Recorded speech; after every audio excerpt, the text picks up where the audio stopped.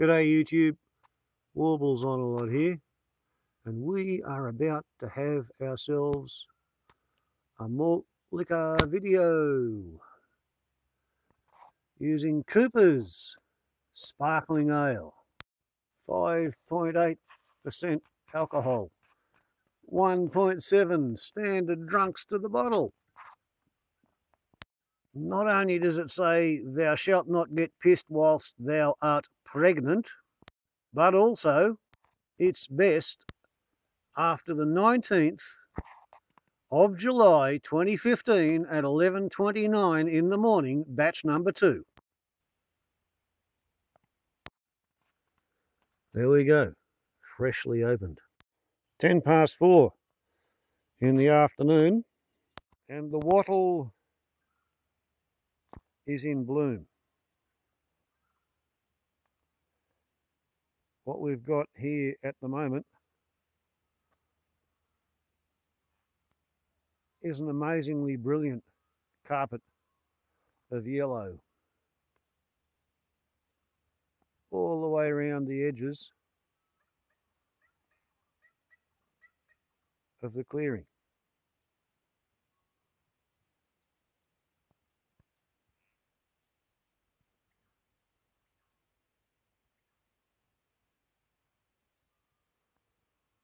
So I thought it would be a pleasant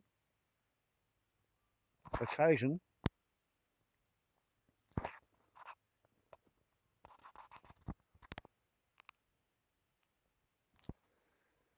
to indulge myself or yourself or whomsoever it is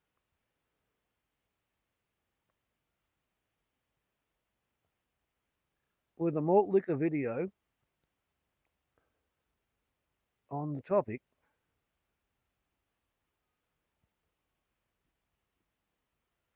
of the cold possum soup clearance manoeuvre, which I'm sorry to have to say that's what I did today.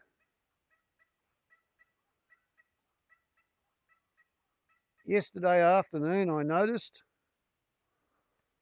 that the water coming out of the tap on my kitchen sink was smelling like dead meat, which is not the way one wants one's kitchen sink tap water to be smelling.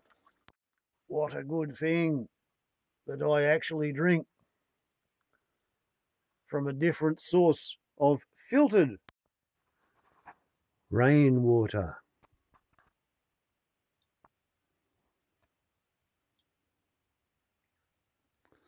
And today, in fact, it has indeed been raining. And the rain started at around about 3 p.m, which was just after I'd finished hand bucketing 280 litres of water out of the top water tank, which is otherwise known as being absolutely full. And I climbed up the ladder and poured the water into the storage tank, which otherwise would have been full of 400 litres of runoff from the roof of the machinery shed. But you see, yesterday I noticed that the water coming out of the tap in the kitchen sink was smelling like dead meat. And I've been living here for a while, you see, and I can stumble that when the water in the tap smells like dead meat, what that means is whatever it is that's got into the water tank, not only has it died, but it's fallen to the bottom of the tank.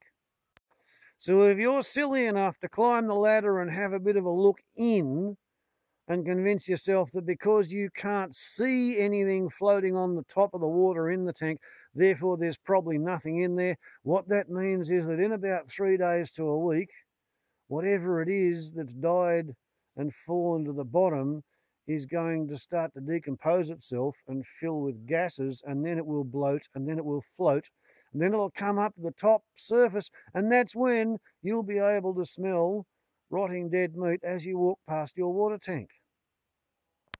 I am not quite as silly as I look, you see. As I said, I've been this way before. So yesterday, when I noticed that the water coming out of my tap in the kitchen sink was smelling pretty horribly like dead meat,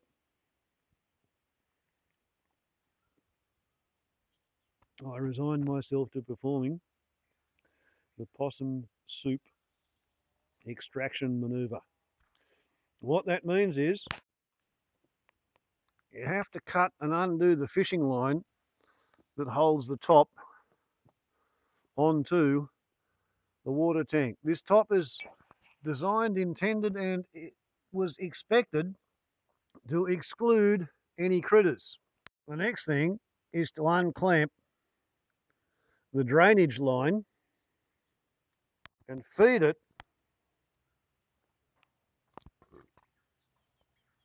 into a line of inverted ridge caps, which can be used to disperse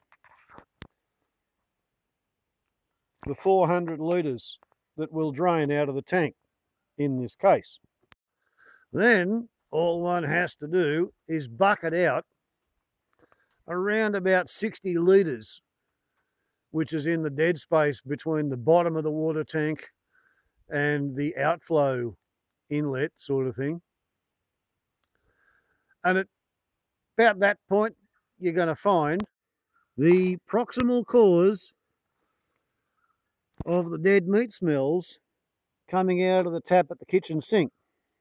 In this case, seems to me to be closer to being a ringtail than a brush-tail possum, fairly young.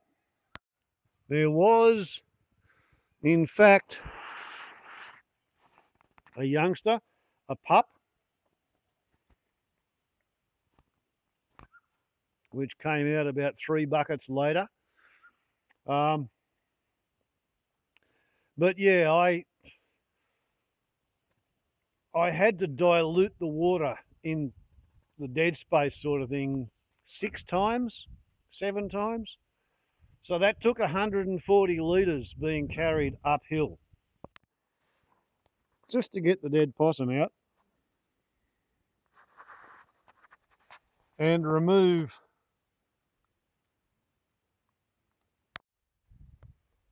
all traces of cold possum soup from the water tank feeding my kitchen sink. I mean, it's not that I drink it, but I do actually wash my pots and pans and my cutlery and my crockery in water that comes off the machinery shed roof.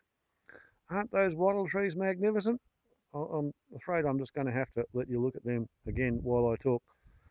They're just such a brilliant flash of colour across the landscape.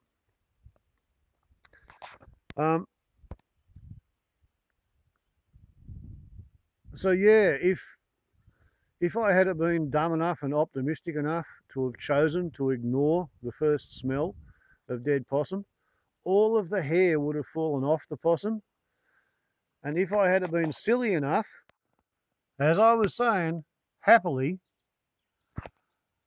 I wasn't stupidly optimistic enough to have tried using my hand-built hillbilly sieve on a stick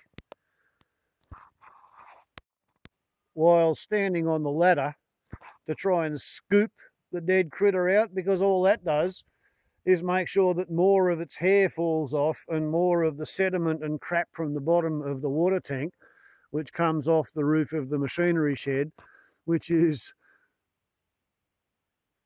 living in a permanent drench of bath water for a tree. So there's a lot of sediment in there, all of which the hair plus the sediment will contrive, if you're silly enough to do it, to completely and utterly block a little bit of garden hose that is joined using silicone onto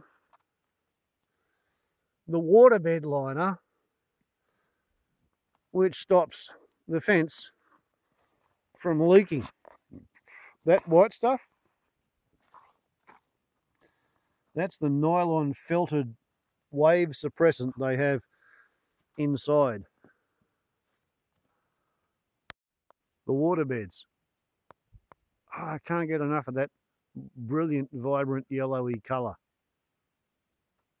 So anyway, this morning, after completing my recording of First Dog on the Moon, I sort of had a bit of a conundrum. On the one hand, yesterday afternoon I discovered that the water tank was full of cold possum soup, and that had to be fixed.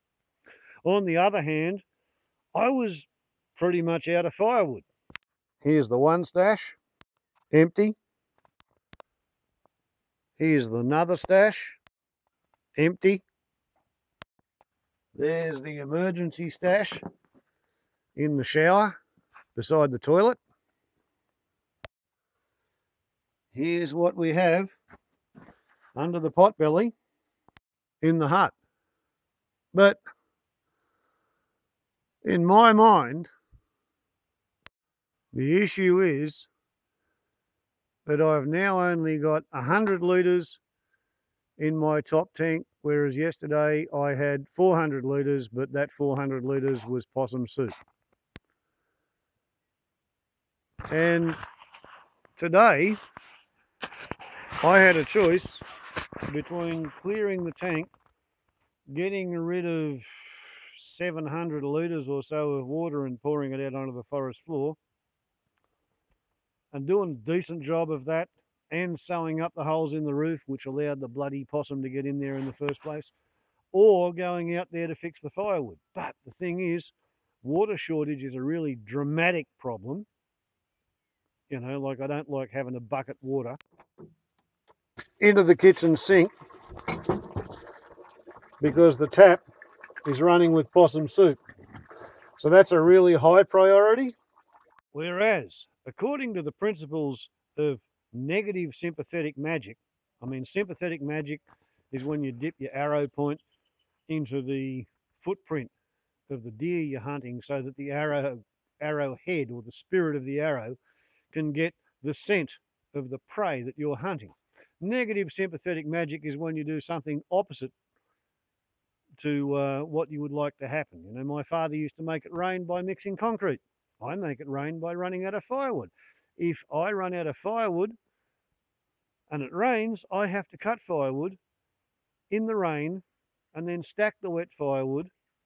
And once I get the wet firewood stacked under cover, that's when it will stop raining. What I need it to do now is to rain, because that's really the only way of filling my kitchen sink's water tank. I don't really want to have to bucket the water uphill again in 3 weeks when that 100 litres that I've put up there runs out. Negative sympathetic magic. A whole new form of Raindance. The possum soup clearance manoeuvre. Warble's on a lot to YouTube.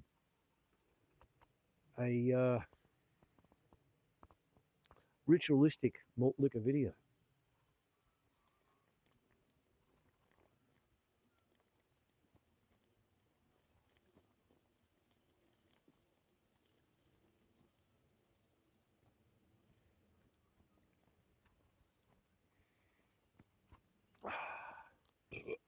Rugby, because the Earl of Portland says when you burp in a malt liquor video, you have to say rugby after the burp. Ciao.